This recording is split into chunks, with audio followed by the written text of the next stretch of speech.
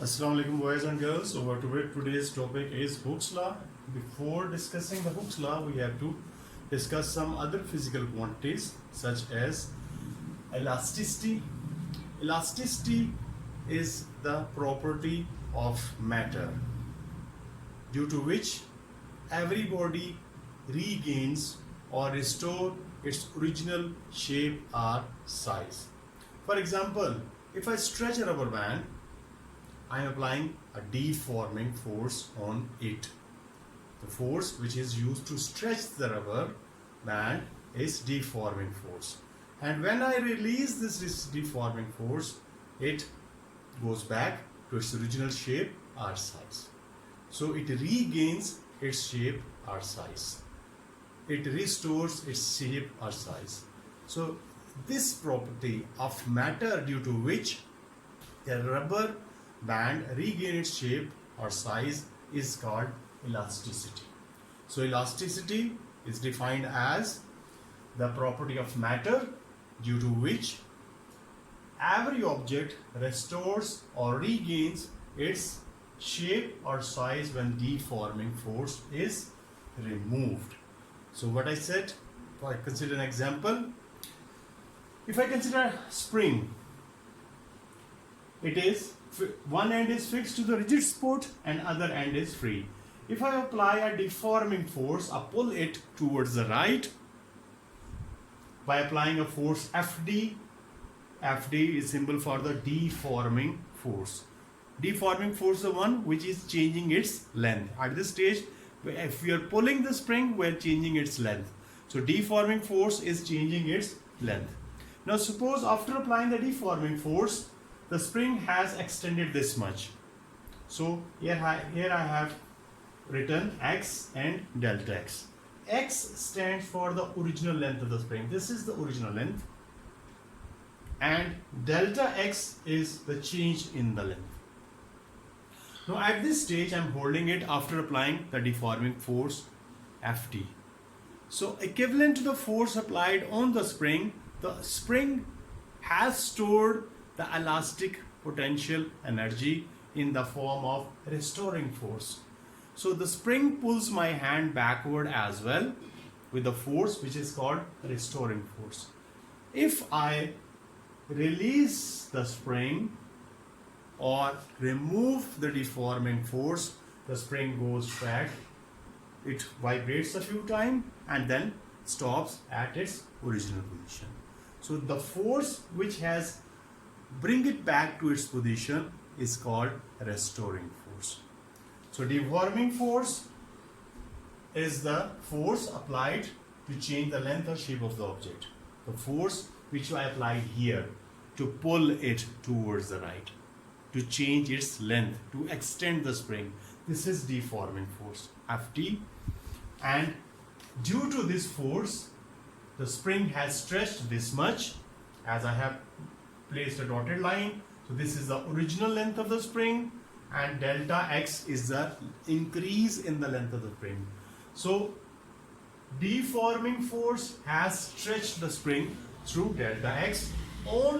At this stage, the spring is also pulling it backward because of the energy stored in it. Potential energy, elastic potential energy stored in it. And when I remove this force, it jumps back, vibrates few times and then stops at its original position. So it has restored its position.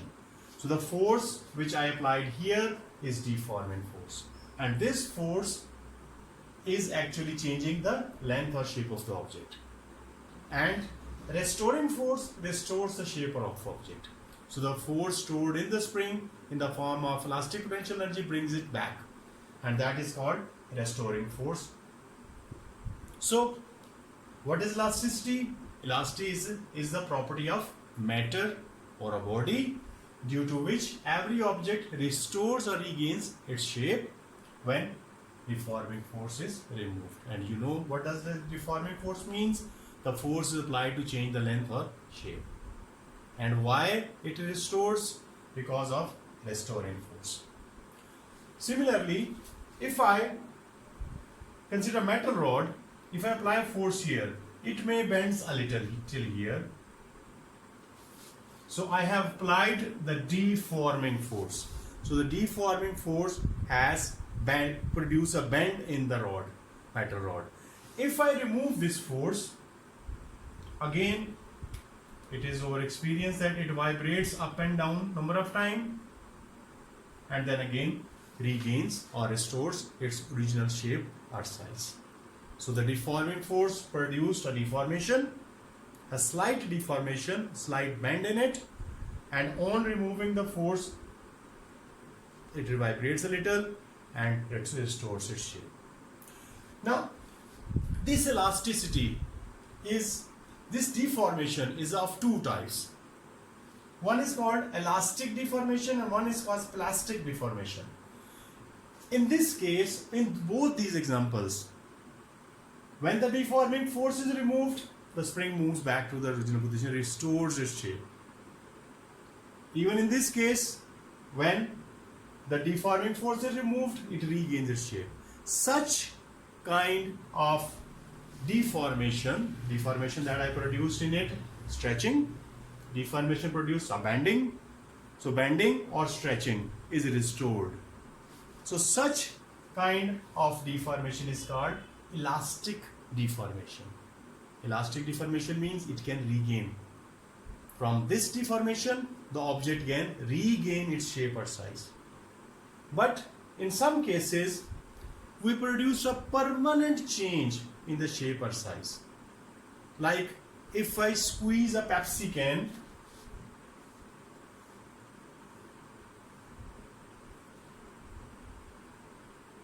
if I squeeze a can, I know I'll get something like this.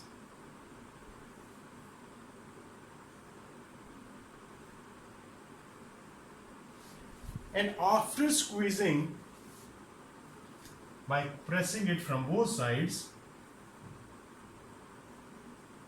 deforming force I am applying. This deforming force produces a permanent change in its shape. On removing the deforming force, the Pepsi can does not restore its shape. If I press it too hard, on releasing, I'll see a permanent change. So this kind of change is called plastic deformation. So in this deformation, the object does not regain its shape or size. So what happened here? Every object has a certain limit, certain elastic limit. So if we go beyond that elastic limit, if the deforming force exceeds the elastic limit, then a permanent deformation is produced in the object. That is called elastic deformation. So within elastic limits,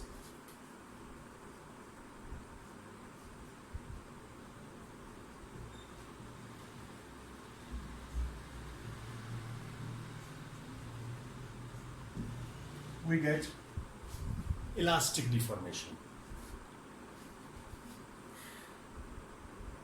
If deforming force exceeds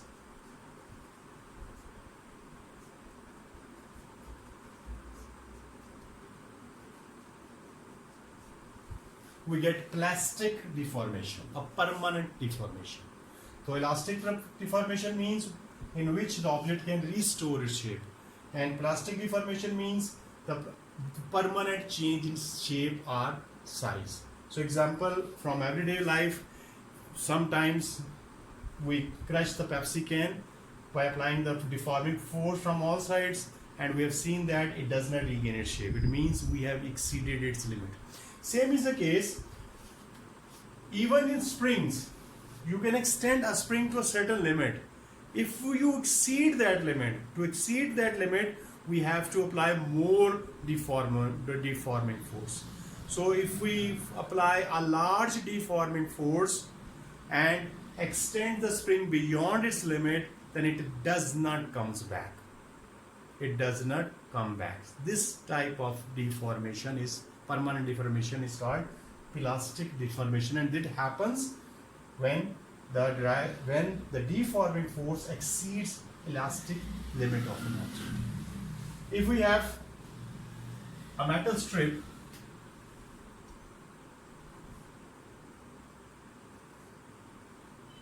it's fixed in a clamp.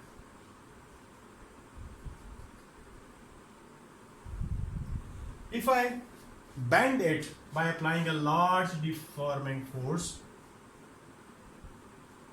suppose I bend it this much, I bend it till here.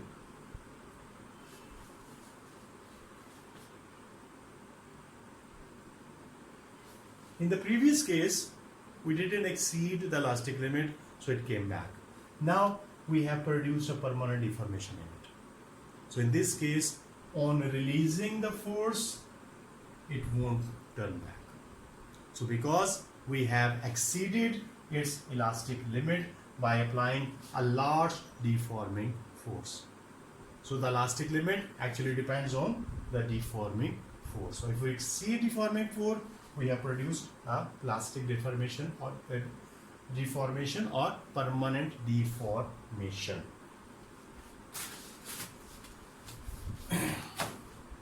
So elasticity was the property of matter, due to which every object has ability to regain its shape or size.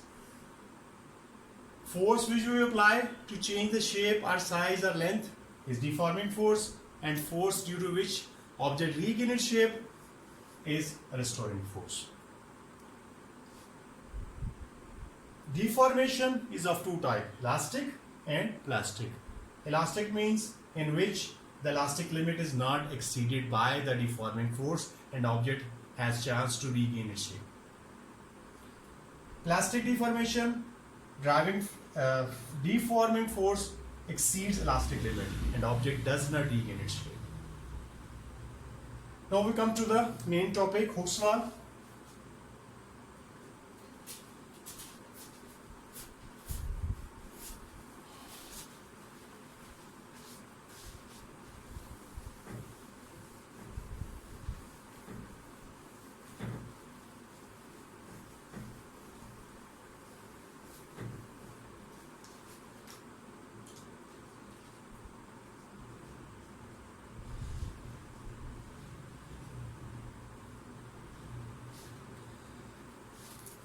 As we have seen in this example, we have considered an example of a spring.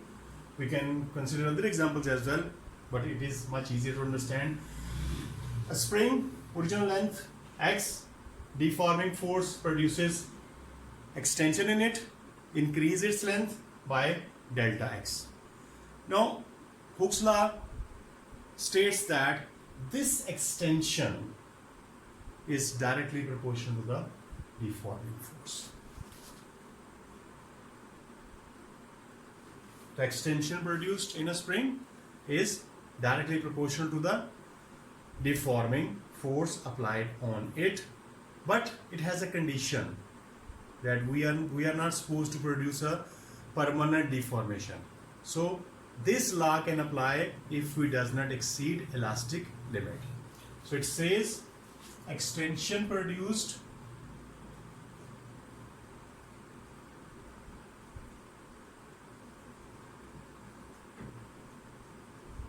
in a spring is proportional to deforming force provided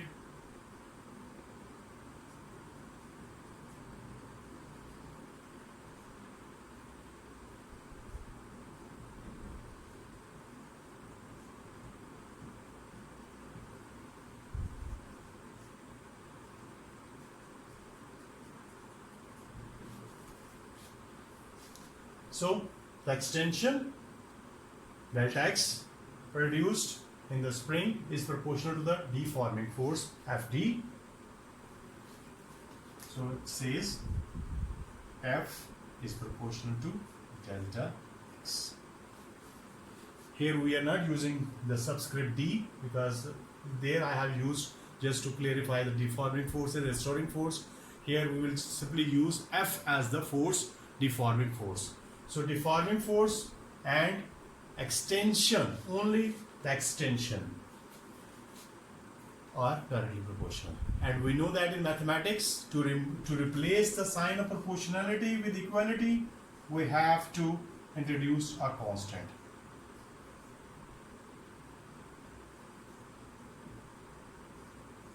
So F is equal to K delta X, or you can say F is equal to Kx as well. Delta stands for the change in the length, so it's not necessary to use delta because in the book he's using F is equal to Kx, where K stands for spring constant. From spring to spring, the value of K changes. If the spring is hard or large in size, the value of K is different. If spring is thin and lighter, the value of K is different. So K is spring constant.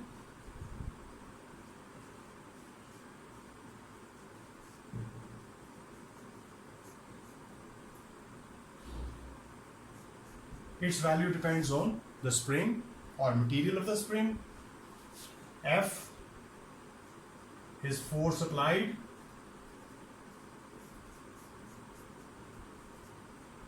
and X is extension.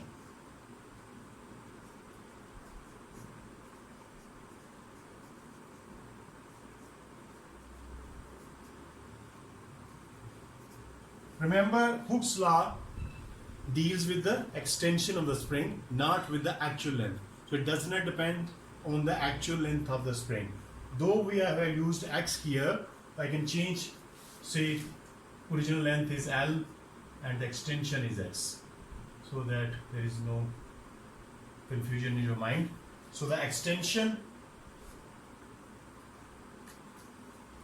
delta X, but I'm using F is equal to Kx because in the book the formulas will be written in this form.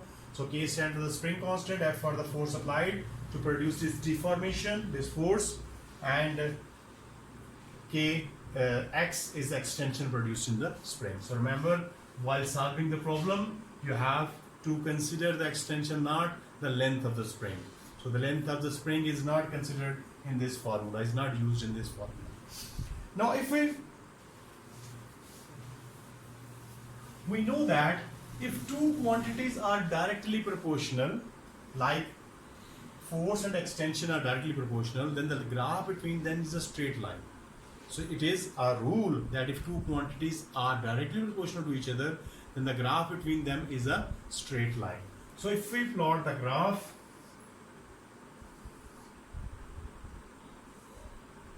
instead of force, load would be written there, load in newtons, and extension in centimeters. So graph between them is a straight line between load and extension. Load actually is the force that we are applying. So it will be written load in the question mostly. So that's why I've used the term load instead of force. So extension is extension X. Because they are directly proportional, so graph between them is a straight line passing through the origin. If elastic limit is not exceeded, if we stay within the elastic limit, but if we exceed the elastic limit, if we apply more deforming force beyond the limit of the spring, then what happens? Then the graph bends.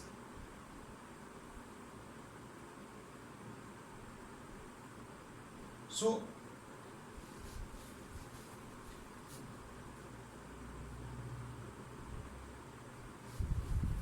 Hooke's law is applied from O to A. A is elastic limit.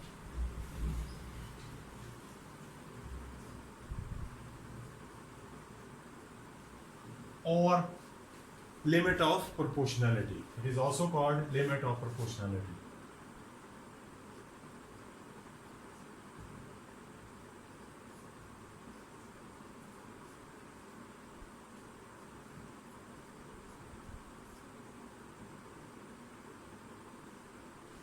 So this point in the graph represents elastic limit or limit of proportionality. From O to A, the spring is elastic, and from A to B, it is plastic. That we have used the term before. Elastic means it can regain. From O to A, it can regain its shape or size. But from A to B, now it has a permanent deformation. We can switch the axis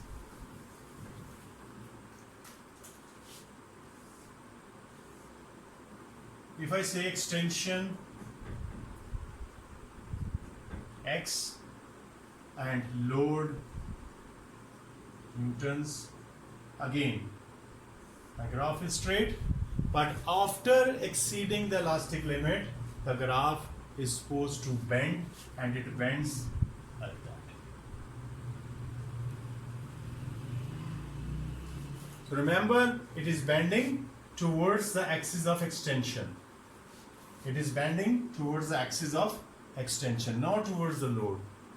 So always it will bend, because after exceeding the elastic limit, it is easier to extend the spring.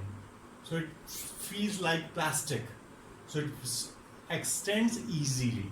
So that's why for a slight change in the load, there is a larger extension. So remember, the curve will be always curve will bend towards the axis of extension. Towards the axis of extension. So this point is limit of proportionality.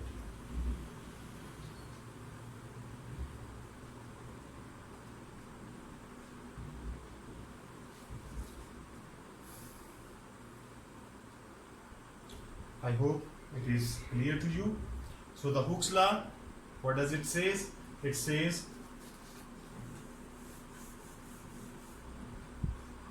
force applied is directly proportional to the extension. Force is directly proportional to the extension, or F is equal to Kx, where K stands for spring constant and its value varies with the spring. X is the extension produced in the spring, and F is the force applied.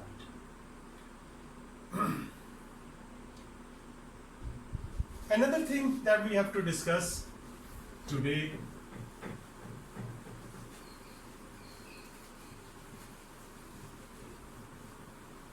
is circular motion. Remember, when an object is moving along a circular path, if an object is moving along the circular path with constant speed,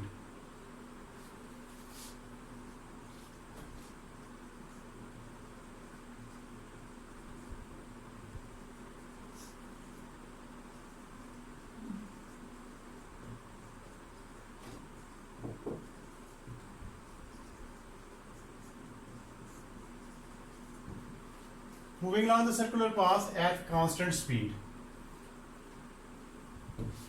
Remember, speed is constant, but the velocity of the object is along the tangent to the circle at any stage. When the object is here, the velocity is acting in this direction. And you know, velocity is a vector quantity. As the object moves, the direction of the velocity changes. Due to change in the direction of the velocity, there is acceleration, because acceleration is the rate of change of velocity. As the direction is changing, velocity is changing. So if the velocity changes, there is acceleration. So remember, when object is moving along the circular path, the direction of the acceleration is always towards the center of the circular path. And as there is acceleration, according to Newton's second law, if there is acceleration, there must be a resultant force acting on the object. So the resultant force is always acting towards the center as well. So remember, if an object is moving along a circular path with constant speed, the resultant force acting on the object is always directed towards the center of the circular path. And because velocity is changing, and why velocity is changing? Velocity has speed and direction. Speed is constant, but as the object moves along the circle, its direction of the velocity keeps on changing at every point. Because the direction of the velocity is changing, so it means the velocity is changing. The change in the velocity causes acceleration. So there is acceleration, body is accelerating, and acceleration is towards the center of the circular path. And because of acceleration, there is some resultant force acting on it, and that resultant force is always towards the center of the circular path. So if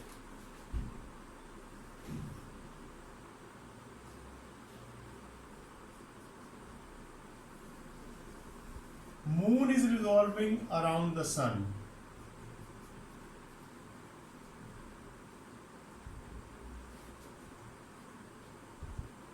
moon is revolving around the earth, the resultant force on the moon is towards the center of the earth. F is towards the center of the earth due to the earth's gravity. So earth's gravity is pulling the moon towards the center of the earth, due to which it cannot leave its path. It has to move along the circular path. So this force, the gravity of the earth, compels the moon to move along this path instead of going into the space. So if a stone is attached to a string and we are whirling it around, velocity will be along the tangent at every point. Acceleration will be towards the center, force will be up to the center. At any stage, if I cut the string, the object will go along the straight path in this direction.